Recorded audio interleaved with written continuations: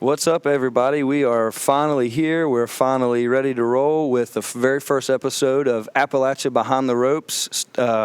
I got the opportunity to do this a while back. We got the ball rolling, and I'm excited. This is something we've been wanting to do for a long time, and we finally got the stage set. We finally got everybody here ready to rock. And what better guest to start off the Appalachia Behind the Ropes than Jerry Thomas himself, the Godfather of boxing. He's sitting here right here to my left. Jerry, how you doing, bud? I'm doing great, man. Great to see you. This is awesome. This is going to be fun. What an opportunity this is to sit down with Appalachia's best, and right out of the gate we go with Jerry Tom. Why not? I appreciate that. I appreciate you opening up your schedule for us. You're welcome. I think it'll be fun. Yeah. And there's a lot of things that people don't know, obviously, and it just as I mentioned to you earlier, I've been around this game or this sport for almost 50 years. In fact, it probably is right at 50 years total when I first started, and before that, probably.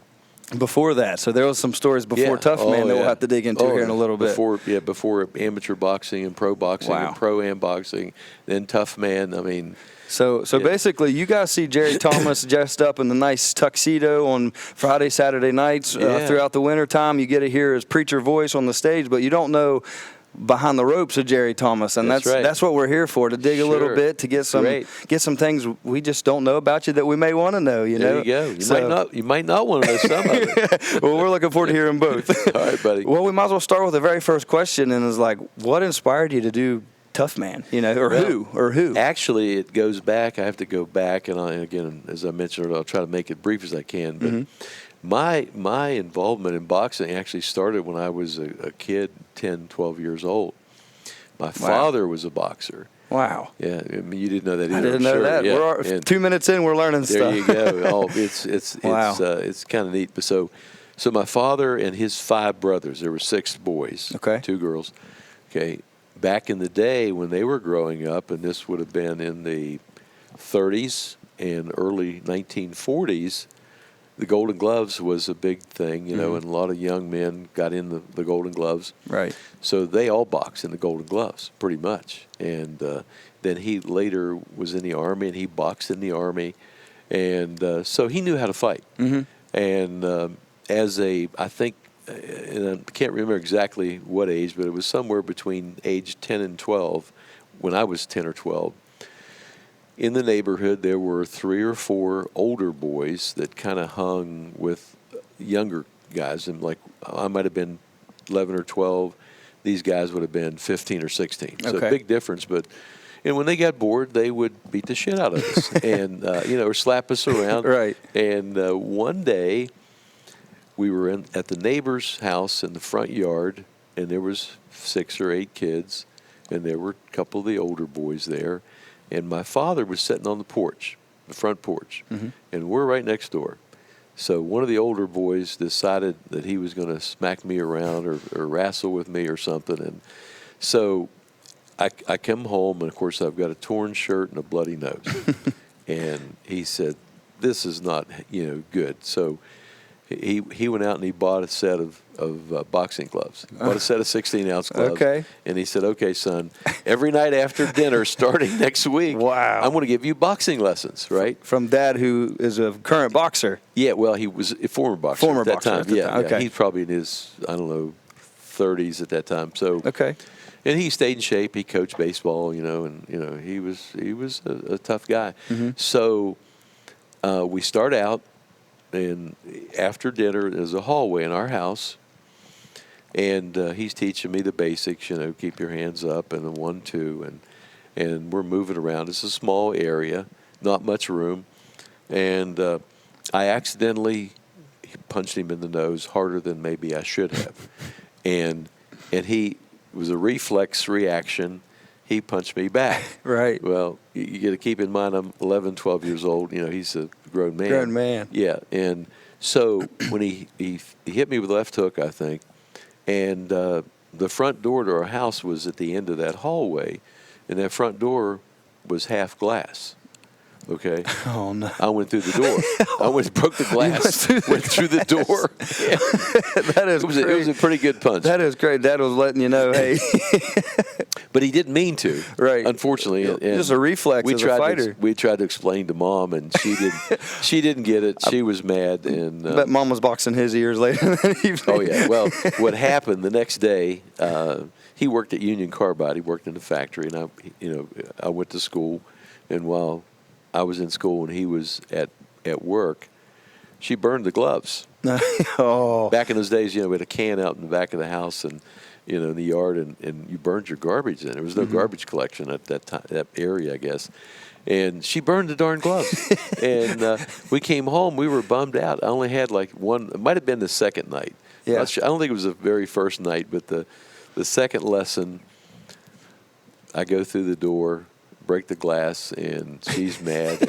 And so that was the end of my boxing lessons. Yeah. And then later on in school, actually, I had two teachers, both coaches, but both did phys ed, and they were football coaches, and started out probably a year or so later, junior high school in those days. Now they call it middle school. Middle school. Yeah, probably 7th, 8th grade, So the phys ed teacher, who was also the football coach, he was the everything coach. He coached all the sports, football, basketball. He did it all. Small school, yeah. Okay. So what he would do, if you got into a fight in school, especially in one of his classes, he had a set of 16-ounce gloves in his classroom. Man. And he'd get the gloves out, and you'd put the gloves on. The kids would form a circle. He'd referee, and he would let you go at it. That's the way it needs to be now. And then when he wow, and you would stop when he thought you had enough. And then when you were finished, I remember one occasion in junior high school, got into an argument, pushing contest with one of my buddies, and we were friends. We went to school together for several years. And without mentioning names, George, his first name. So George and I get in an argument. We get caught. So he sends someone to his room. We're in the gym class. Get the gloves. We go at it. He referees. The other kids are formed a circle. So when we're finished, he says, well, I don't know what you guys think, but I think that George got the best of it. So I'm going to declare George the winner. Well, I spoke up. I said, that's not right.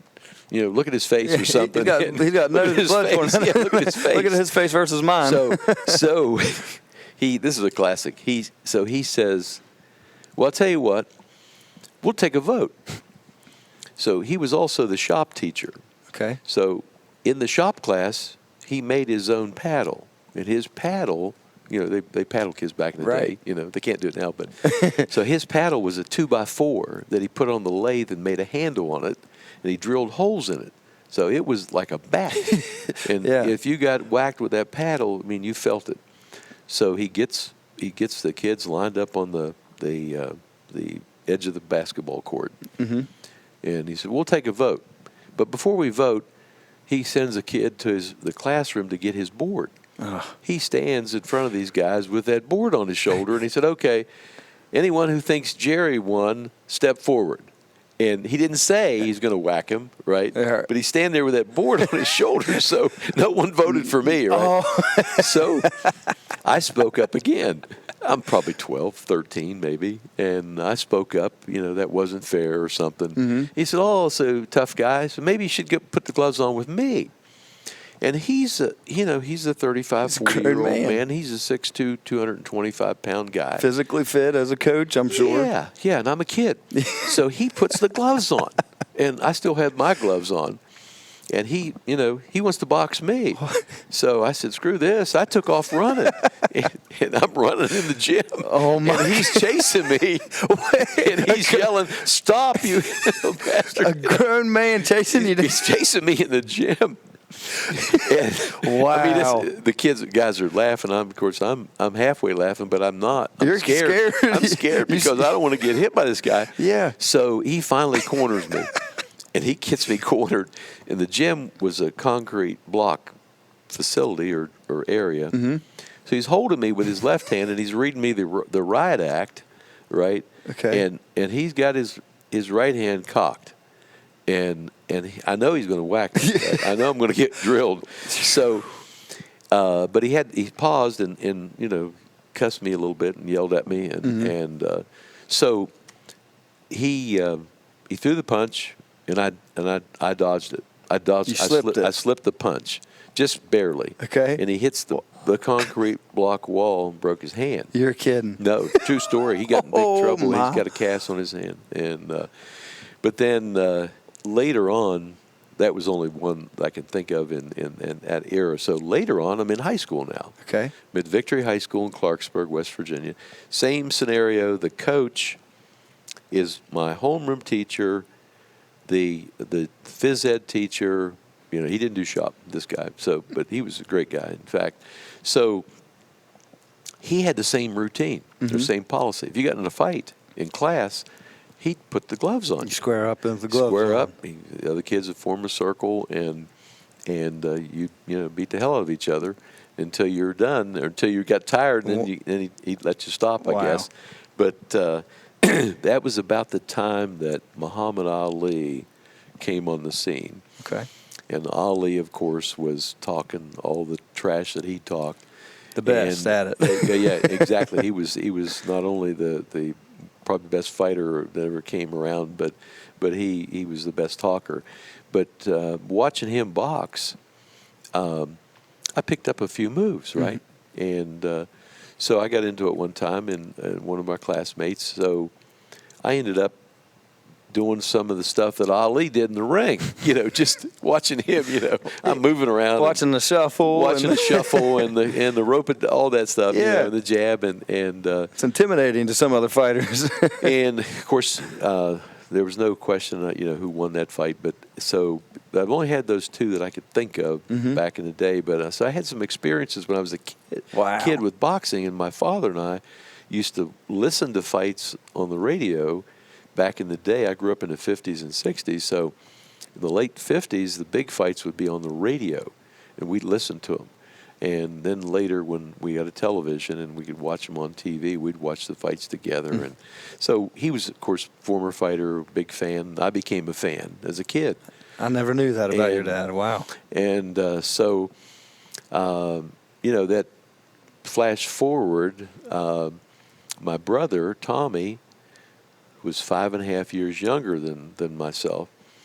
And so he had some experiences similar to what I had growing up in school. And he was an athlete, and he was a good football player and a wrestler and tough guy. And so when he decided that he wanted to box, and he got involved in boxing, you may not know the story either, by accident, literally.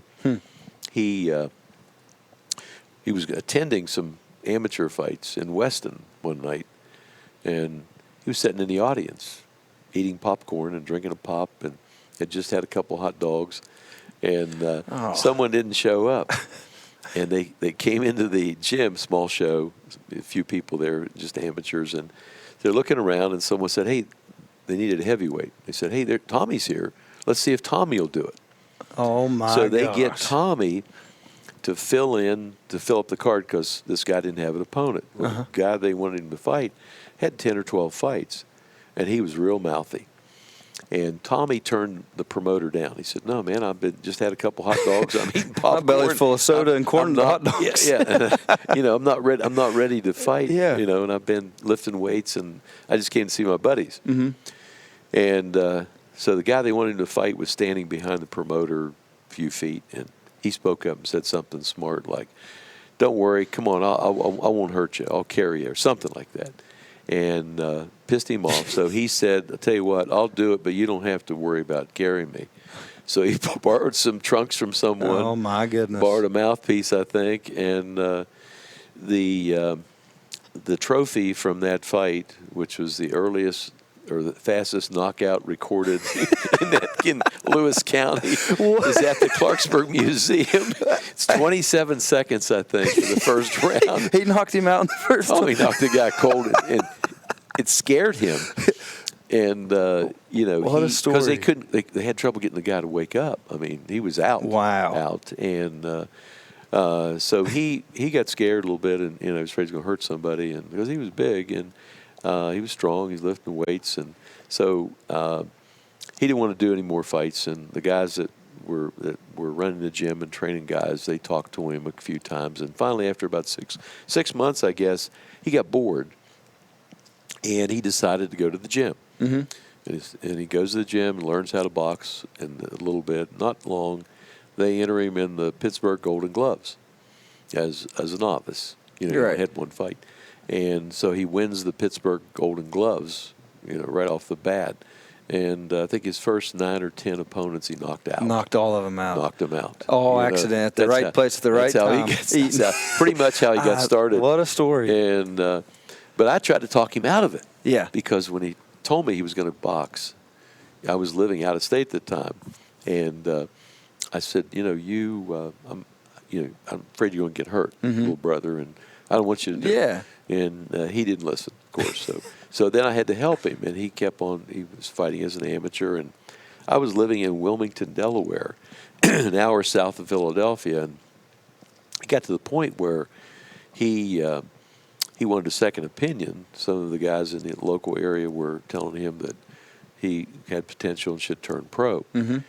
And so I made arrangements in Philadelphia with Joe Frazier's gym for him to spend a week in Philadelphia and train at Joe Frazier's gym in downtown Philadelphia. And downtown Philadelphia. Yeah, that was an interesting experience. Incredible. But so after the first day, Joe Frazier hadn't been in the gym for quite a while. He came down and met Tommy and tried to get him to stay in Philadelphia. He didn't want to stay. He didn't want to leave. He didn't want to stay, but it was enough to inspire Tommy that he could maybe make a career out of it. Make a great run. That's how he. That is a crazy story. Yeah. I didn't know. I mean, to have your belly full of hot dogs and go knock somebody out in 20 seconds is past me. That is something that blows my mind. That is a crazy story. Well, the opponent, of course, knew how to box and had some fights, and he's shadow boxing and warming up. Tommy's doing push-ups. That's the only warm-up he knows. His warm-up was doing push-ups, so he gets in the ring, and he'd been lifting weights. That is crazy. Anyway, but he was strong as a horse, and that's how he got started. But my involvement, of course, started as a kid getting beat up in the neighborhood. Where did the Toughman come from then? So, flash forward, I moved back to West Virginia, to Clarksburg in 1976. 76, okay. 76, and Tommy was ready to turn pro. He'd won the Golden Gloves. I don't know if you know the story. Won the regional Golden Gloves, went to the national Golden Gloves, and he fought his way to the semifinals, and he lost a very controversial decision to the number one ranked heavyweight in the country at that time. In fact, he knocked him down in the very first round, a guy named Greg Page, who went on to become world heavyweight champion. It was from Louisville, Kentucky. He was being touted as the next coming of Ali. Wow. And very bad decision. So he, not long after that, he decided he was going to turn pro. And there was a local guy, a couple guys in Fairmont, where he trained actually in Fairmont, mostly. He trained in my mother's or our mother's garage for most of his boxing. And he had some training in this gym in Fairmont. The Fairmont Boys Club was located behind Owens, Illinois. It was in a garage. Huh. They were a 2-stall garage-sized building, no ring, trained on a concrete floor. Just trained in the concrete floor. 55 amateur fights, never had a ring to train in. Wow. Trained on the floor, concrete floor. So when he got ready to turn pro, these guys needed help, and I was in business. I was in the insurance business, still am. I had some business experience, but not much. I was a young guy. But I had a little bit more business savvy than these guys had, so I decided to help him, and that's how I got started promoting. So he made his pro debut in 1977, and I co-promoted the fight. And that's how it Fairmont, West Virginia, and that's what got the ball rolling. That's what got it rolling. So what happened? That was in '77. The Toughman contest started in 1979 in Michigan. In Michigan. It started in Bay City, Michigan. The brief story's on our website, I believe. A guy named Art Dorr and Dean Oswald, they were buddies, and they both were ex-fighters, and they started Toughman in Bay City, Michigan. It spread through Michigan. And originally it was only going to be a one-night thing or one-time thing. They were promoting local amateur and pro fights, and there was a sports bar where they gather after the events. and have a beer and a sandwich and just talk about who fought who and what happened. And some of their friends that this one particular night this would be in late 1978, got into a heated but friendly argument with them about the fighters that night didn't seem very good. Mm-hmm. And after a couple of glasses of liquid courage, the Art Dorr, who ended up being the godfather of Toughman, Art said to these guys, well, if you think you're so tough, why don't you get in the ring and show everybody how good you are, how tough you are? And these were not fighters. Right. These were just local guys. Local these drunks were just at the guys, bar. These were factory workers, police, whatever. And so they said, I'll tell you what, if you'll let us, we'll do it. And so the very first Toughman contest was set up and born in January of 1979, Bay City, Michigan, at the high school gym. And it was heavyweights only. Mm-hmm. The very first event, one weight class, heavyweights only, 175 and up. It was 3 2-minute rounds with 10-ounce gloves on. So these guys beat the hell out of laying each other down. Oh, yeah. Probably never made it to the judges. It was wild. Very few decisions. And so it was a big success. The gym held about 3,000 people, and it was completely sold out. People stood in line to get in for a couple of hours, I guess, and it was very cold that night in northern Michigan, right? It was like 10 degrees or something. People came out, and it was such a success. People heard about it in neighboring towns and called them and said, hey, will you come here and do one? And they said, well, we weren't really planning on doing more of these, but we'll do it. This was more or less just to get some guys at the bar to shut up, and then that was it. It was a one-time thing, and it turned into such an exciting event that they went to one other town, Kalamazoo, I think.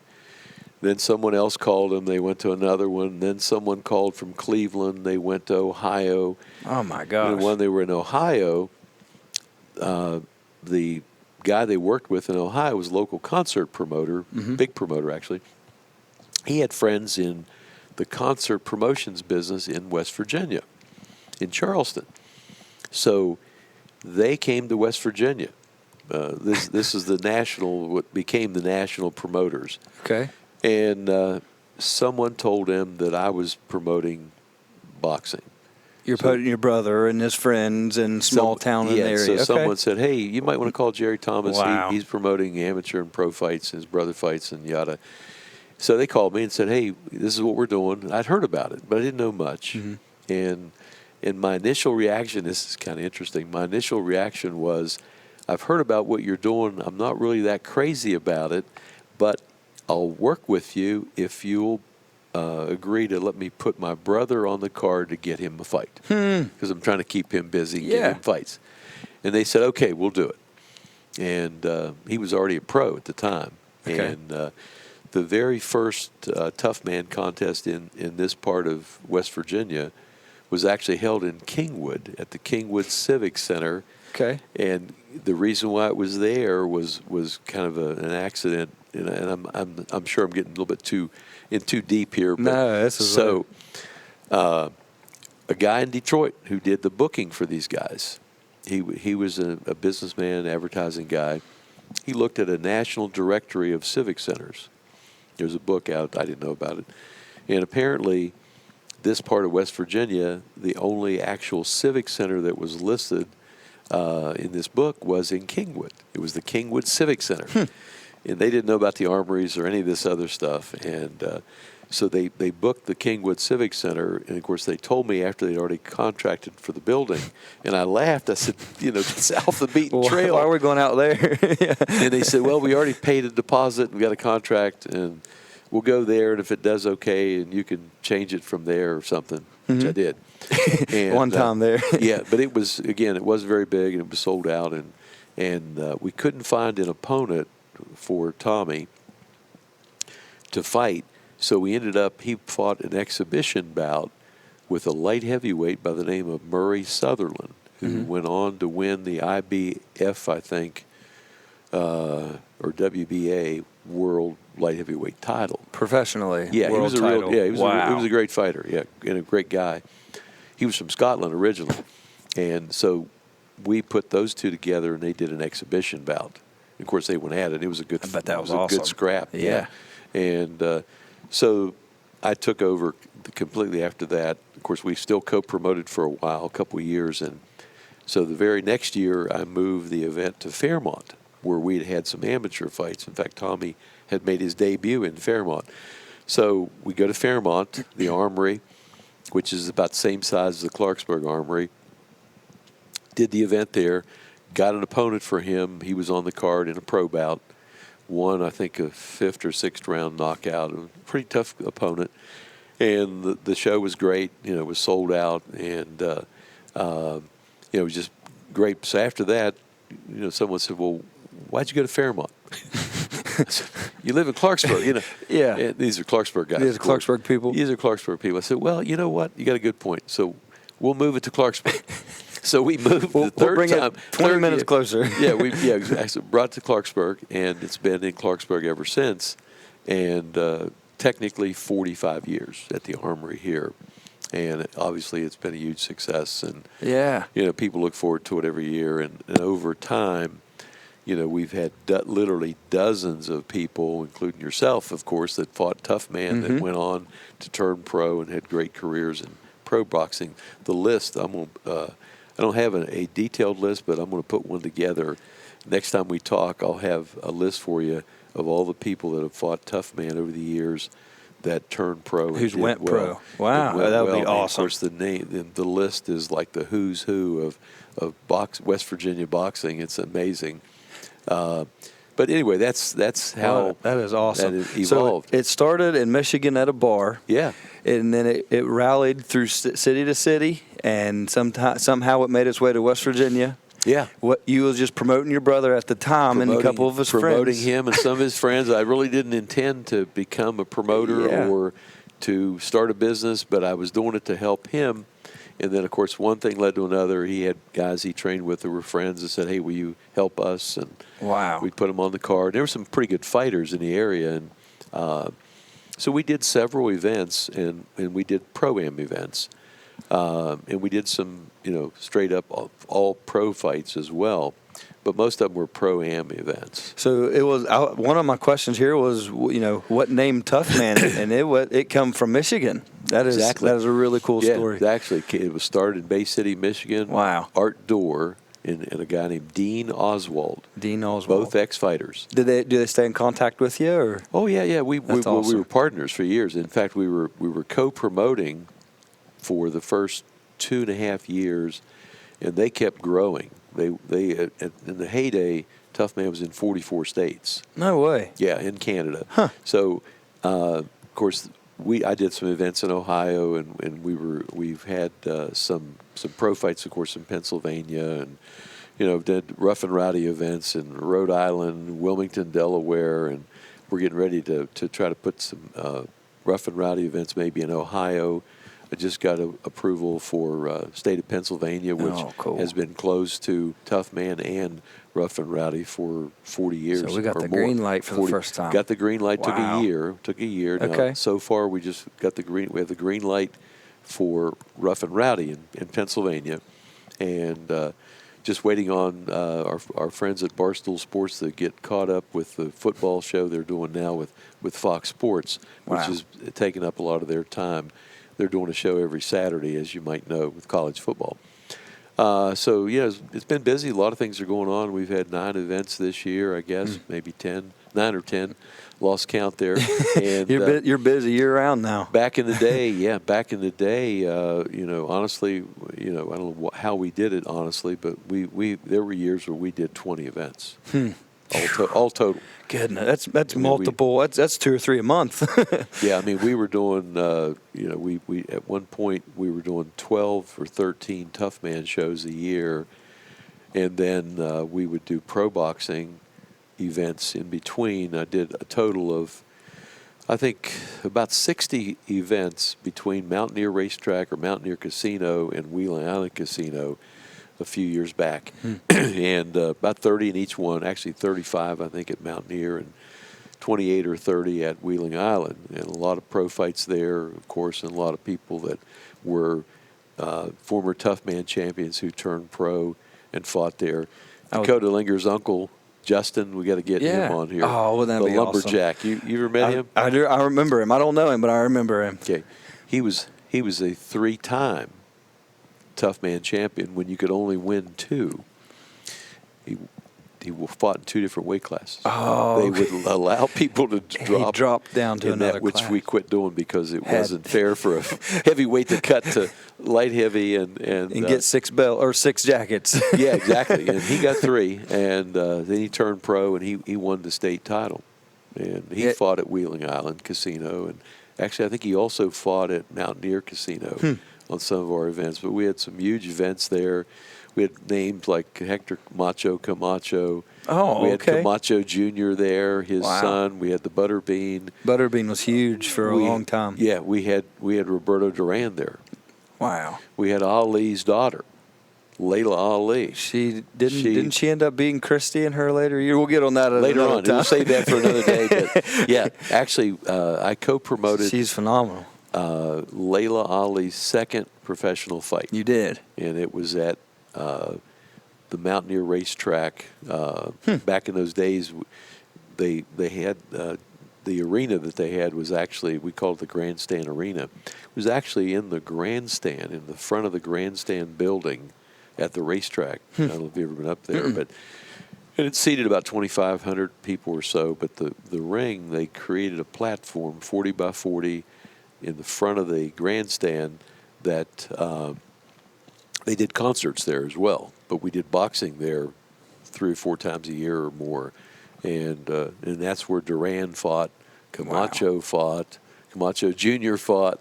Wow! Brought in the Butterbean once. He fought there. There was some tickets being sold there. Yeah, we had guys. Like I said, Justin Howells fought there. Darren Abraham might have fought at Mountaineer. I know he fought at Wheeling Island Casino. Several people over the years. And these are several. Mike Shepard. Yeah. Our buddy Mike Shepard fought there. Mike was a Toughman champion. It's crazy. I would like to see a list. There's probably an unending list. I'm going to make a list of just the people that came through Toughman that turned pro and did well in pro boxing. It's a long list. This is a big thing. The reason why we wanted to start this was like, hey, let's get these Appalachia fighters an opportunity and be seen in the limelight a little bit. And the stories, are endless and they're pretty interesting. A lot of them and a lot of them were, got involved by accident, like I did. Yeah, literally, I got involved in boxing kind of by accident. I did it to help my brother, Tommy. Yeah, you're just helping your family, helping your brother make a name for himself, and then you get a phone call, and one thing led to another, and 45 years later, here we go. Yeah. Toughman's one of the biggest things in the nation. I mean, we're live worldward now. Absolutely. So we got people from Ireland messaging us on a yearly basis, wherever. Canada, we have people that actually come to attend events from Canada that started watching the broadcast a few years ago, and Mike Pizzino, our IT guy, our webmaster, he takes some of the calls during Toughman events on their 800 line, and he got acquainted with some people. They came down from Canada to Wheeling and attended some live events there a couple of times. That is awesome. They got started by watching the broadcast. It is true. It's truly going worldwide. There's no way around. Oh yeah, there's no question. I mean, Toughman is become basically a household name, I think. I think so too. In a lot of homes, and we're deep into the 3rd generation of fighters. Wow. We touched on before we started this Tyson Jarrett. Yep. Okay. That is 3rd gen. Wow. And if you know the rest of the story, his grandfather Earl Arbogast fought and won Toughman twice. His grandfather. It gets better. Earl Arbogast's daughter, Shelley, who is Tyson's mother, she fought Toughman as well. Wow. So he's a 3rd generation Toughman. That's where we're at with the Toughman, and it's growing and growing. That just as a small example of many. So basically, Jerry, you saying all that, it's generation to generation. We're on our 3rd generation. So that kind of teed me off for the next question I wanted to ask you was, what's your in-game plan for Toughman? Is there one? Well, honestly, at this stage of the game, don't really have an end game per se, except I'm fortunate to be healthy and stay in shape, and I'm going to continue doing events as long as I can. Awesome. I don't have, there's no plan for me to retire. Awesome. So that's not in the near future. That's not in the near future. That's what we like to hear. It's not in the future, period, as long as I can, keep going and keep doing these events. Okay. And now at some point down the road, my initial goal was to do the 50th anniversary of Toughman. Okay, which is coming up here in a few years. Yeah. 3 years out. 3 years out, right? Now, when I reach that goal, that's pretty strong goal, it's a big deal for me, I think, for anybody. What a goal! But can you imagine? I'm going to do the 50th anniversary of Toughman, and then from there, I'm going to keep on going as long as I can, and hoping that, one of my kids or grandkids steps up, or someone like yourself, or who knows? Mike Shepard, maybe. Yeah. Keith, who knows? Someone might step up and those are some shoes to fill. Yeah, I mean, wow. And I may not even get to that point. Mm-hmm. I mean, I can't imagine not doing what I've been doing for the last 46 years or more. That's a religion at that point. You do something for 47 years. That's becomes a habit, a routine, something that it would be very difficult, to stop doing. Right. And I can't imagine life without doing events that I've been doing all these years. Oh, I couldn't imagine because it's continuous. It's day and night, every day, pretty much. Very seldom do I take a full day off. You don't sleep. I do sleep. You do sleep. I do sleep. Yeah, I try to get 5 or 6 hours. So, are we going to try to go year round with Toughman? Is that a possibility? We've actually been almost year round with Toughman, but the challenge is in this part of the country, and the reason why we do as many events as we've been doing for all these years in the first 3 or 4 months of the year is because that's when they seem to be more successful. There's fewer activities to compete against, and it just seems to work out better as far as other activities to compete with. Mm-hmm. So we've had events in pretty much every month you could think of over the years, I think, except for maybe June. No, we've had some in June too. Mm-hmm. September, not a good month because of football. October, of course, there's hunting, more football. So you've basically mathed it out, and over the years, you've kind of mathed it out. When it's like, we've done some trial and error 12 months out of the year, and our most successful is from January to through April. Through April, yeah. And that's kind of early May. Yeah. That makes sense. You don't want to do a show in June if 50% of the crowd isn't there because they're on vacations or so. Good point. So we used to do some events in the fall in November, and that was a tough time as well because of hunting season. Right. Football still going on. Football's basketball huge. Starting and we did some events that were okay for a while. I mean, we did events for 20-some years in Logan, West Virginia. We did some in Lewisburg at the State Fairgrounds for about 15 or 16 years, and they were marginal events. We're in business. We've got to pay the bills and got to pay everybody, and we have employees and all that. So we have to make a profit. How many employees does it take to run a Toughman on a weekend? Well, it depends on the venue. Let's say we're in Wheeling, the Super Bowl Toughman. Well, I got a better example. Okay. Let's say it's Clarksburg. Okay. People don't believe me when I tell them this, but somewhere between 150 and 160 people total that it takes to run the Clarksburg Toughman event. That is insane. It adds up fast. Wow. You start thinking of just glove runners. It takes 3 or 4 glove runners. So I never even thought of that in depth you have ticket sellers, ticket takers, you have ushers, door guards, parking crew, concessions crew, beer stand crew. Wow. You name it. I mean, the list goes on. We have trainers. We have doctors. We have paramedics. You start to add up. We have broadcast commentators. We have broadcast production. People. Wow. Cornermen. Exactly. Yeah. I mean, I never thought 160 to 150, 160. I think the most we've ever had We try to cut back where we can, but it's, in order to do it right and cover all the bases, I think 162 is the record. 162. Yeah.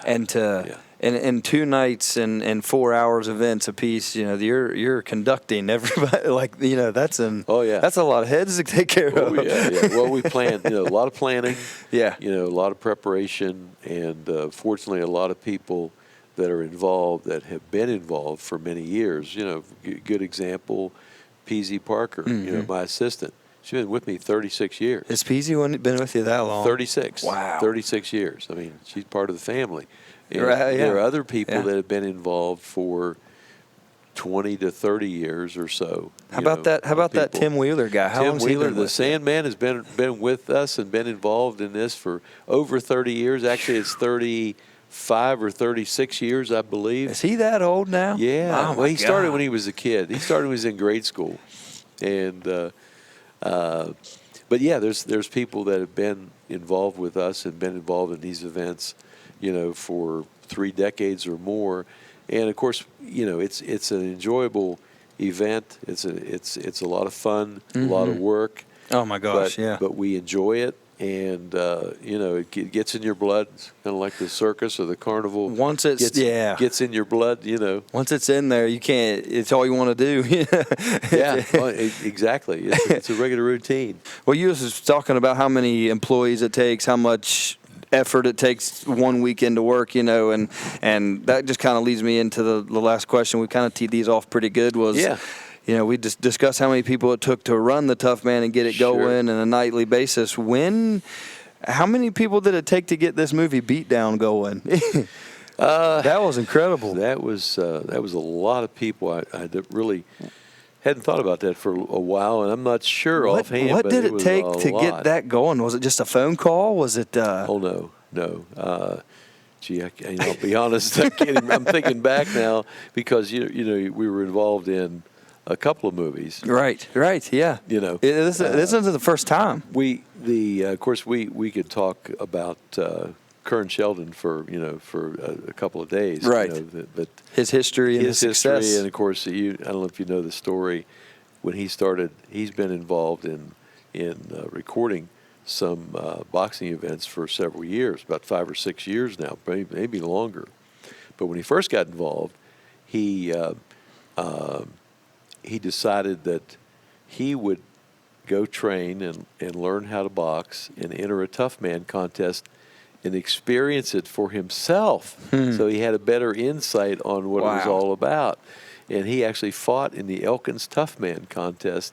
I can't remember what year it was, but he was runner-up. He won runner-up just for an experience. First time he won, I guess, 2 or 3 fights. It's a dedicated producer. He lost a decision to an animal in the championship fight in his weight class. Isn't that something? Yeah, and pretty interesting stuff. But when he told me what he was going to do, I of course, the first thing I said was, well, better get in shape. You're still fighting killers in there regardless. Oh, yeah, and he did well. I was impressed. He did real well. But the conversations we had, and of course he had much more time involved in that than I did. But we had conversations probably for several years before it actually, accumulated to the part when we did the movie, or he did the movie. It turned into a whole. Did you know it was turning into a whole featured film? Like, did you know, or did you think it was going to be? Okay, cool. Yeah, and we talked about it, and of course he did. Kern had done some documentary films prior to that, not boxing. Well, yeah, he did one. On Coach Corky Salyer. Yeah, Corky Salyer. Yeah, Salyer, no S, and Salyer. Took a while, but he and I go back 40-some odd years as well too. But and that was an awesome document. Yeah, it was. It was great, and he's another person that definitely would you'd enjoy, and the audience would enjoy hearing him talk. Oh yeah, the stories he could tell. Unbelievable. He and I together. I mean, we talk sometimes. For quite some time and reminisce about different fighters and different things that happened, but we stay in touch, have been for all these years.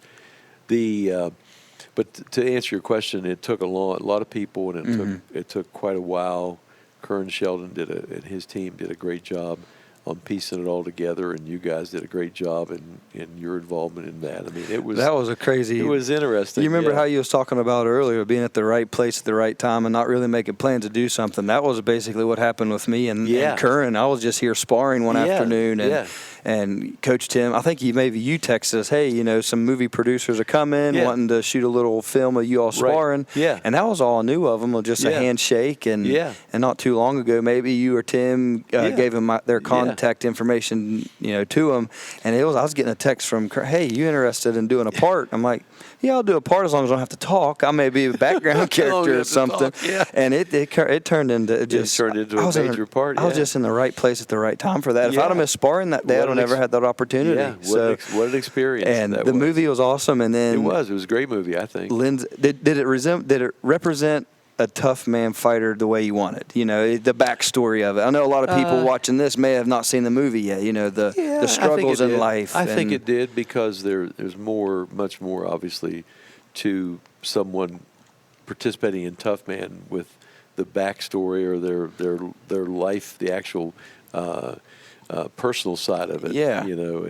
Everyone has a story, obviously, and some are more interesting than others, but there's a lot of interesting people that we have came through the doors over the years, and met a lot of great people, made some great friends, and so it's cool to think about, like, contacts and your Toughman fighters versus other fighters from other states. It's like they work a 40-50 hour week, and still get their training in, and then still come fight 4 to 5 nights on a weekend. The toughest man. Sure, and of course, as you know, pro fighters do the same thing. Yeah, most of them.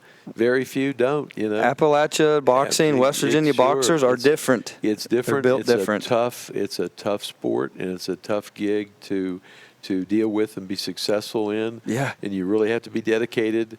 And put the time in to be successful at it. The sacrifice you got to make to be an Appalachia boxer is unbelievable. Absolutely, and I've seen a lot of people, come in. We deal with probably somewhere in the neighborhood of 1,200 to 1,500 people each year, fighter participants. Oh my goodness! This in recent years. It used to be higher than that. But if we did the math, which we haven't done honestly, because we never thought, 47 years ago that we'd be here just still doing these. Again, my response when Art Dorr called me was, yeah, I heard about what you're doing. I'm not really crazy about it, but I'll get involved if we put Tommy on the card. And he said, okay, and that's how it started. But 47 years later. And then after, I got involved with it, I got the bug, and it got in my blood, and I, was enjoying it as well. And, of course, I've made dozens of changes over the years and modifications, and when we get to the part about adding the women's division, you're going to like that story. I'm excited to hear that. It's a good one. Since we're going to talk about women's boxing, we got to bring up Christy Martin in this movie. Yeah, I mean, she's never acted before. She had a document on her, but it was just her true raw self. In this movie, Beatdown, she's playing a loving grandmother. She done a great job. I thought her acting skills was above par. She did great. She done awesome. She did a great job, and of course now the movie that was produced about her and her life is coming out. She's been involved in, of course, in some of the production stuff, and been heavily involved in the promotion, marketing of the movie, and it's along with Sydney Sweeney. And I tried to get her to bring Sydney to our last event. Wouldn't that have been something? They ended up in Chicago somewhere instead of Clarksburg. But wouldn't that have been something? But she was going to. Chrissy was coming, and then the producers and promoters of the film, of course, they said, no, we need you in Chicago. And she ended up in Chicago for that week, I guess. Wow. But this movie is growing and growing. Rodney and I, the man behind the camera here, we was talking before you got here. That movie went from a couple people talking about, there's a movie about Christy. Now it's every other thing you scroll through on my Facebook is Christy Martin movie premiere, starring Sydney Sweeney. This thing's going to be huge. Oh, it's going to be big. So it's really cool. I'm looking forward to watching the film. Are you going to see it next week? I probably am. I think we are too. Probably am. Yeah, I think we are too. We'll have to. It's just really cool to see her going from starring in a movie about Toughman, where she originated, to Sydney Sweeney starring in a movie about her. What an awesome story. You know, we need to get her on the show. Absolutely. I mean, she's a great great person and a great friend, and also a great story, an unbelievable story. Yeah. You know how she really had to fight for survival. There's no question. I think that's the name of her book too, by the way, Fighting for Survival, I think. And if you guys haven't watched the document, I think it's still on Netflix. You got to watch it. It'll tell it's on there. The story is bone chilling, and to see what she's doing now with her life is something to be proud of. And guess what? She's from West Virginia. Absolutely. And she's from a little town in southern West Virginia, not Mullins. It's actually a suburb or next to Mullins. I'm drawing a blank right now, but it's in Wyoming County. And it's a very, very small town. Very small town near Mullins, and she and her father actually was a coal miner. Yeah, and she was known as the coal miner's daughter. Yeah, and all that stuff is 100% true, and just an amazing story. But and of course we've been friends for many, many years, and probably, I guess, it's now 40 years. Wow. She first fought Toughman in 1987. Seven or eight? I Googled it. 87. 87. And, of course, that's when I first met her, and she was involved. And she fought, I think, a couple of times in Toughman. She fought in the World Championships. That's another story that you'll get a kick out of how that happened. But and then, of course, when she turned pro, and she fought a girl from the Steubenville area that she lost to in the World Championships. Toughman Nationals or World Championship. It was billed as, because it was U.S. and Canada. That's something we got to dig into before too long. That's a good story. We'll have to get you back on here before that. Like I said, you can imagine about 50 years or close to 50 years of this, not counting the years before I actually started promoting. Right. When I was helping Tommy, and when I was experiencing some boxing stuff myself. It's been a long time. We're trying to get stories. We're trying to get 50 plus years of boxing into an hour episode, and it's not going to work. This could go on for weeks. And, I joke about writing a book, and I still think about it occasionally, but it scares me because I know that it will take a long time to do it, and I haven't been able to convince myself to take the time to do that, and I haven't found a writer to help me. Man, wouldn't that be awesome? With that project. I've talked to a couple of people, and just haven't worked out a deal I felt comfortable with. But in what happens when you start talking about certain people or events, then it jogs your memory, and other stories surface. You start rabbit hole into another story. Right? It just comes to you. But there's so many stories there in that memory bank. I don't know how I stored them all, but it's impressive. To be honest with you, I need an external hard drive. It's extremely impressive. Your memory. And I'm sure I've forgotten a lot of, obviously, and someone told me not long ago, look, you better write that book before you forget. You forget, right? But just again, it comes back when I start talking about certain things or keywords or someone's name, and it'll pop back up. It'll signal other things. Yeah, I see what you're saying. It cause another memory to resurface. But so I want to, since we was talking about Christy, I have a really cool question.